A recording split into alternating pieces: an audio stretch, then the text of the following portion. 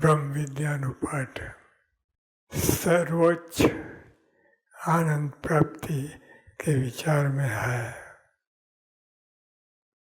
सर्वोच्च आनंद, श्रेष्ठ आनंद, ऊपर कोई आनंद नहीं।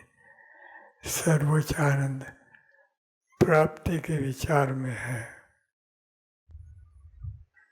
प्राप्ति आज મળ્યા શાસ્ત્રીય યોગી હોય પ્રોગ્રામમાં મળ્યા એના વિચારમાં સર્વોચ્ચ આનંદ તો આ બધું ફીકું આનંદ બ્રહ્માંડનું વિષય સુખ બધું ફીકું પડી જાય,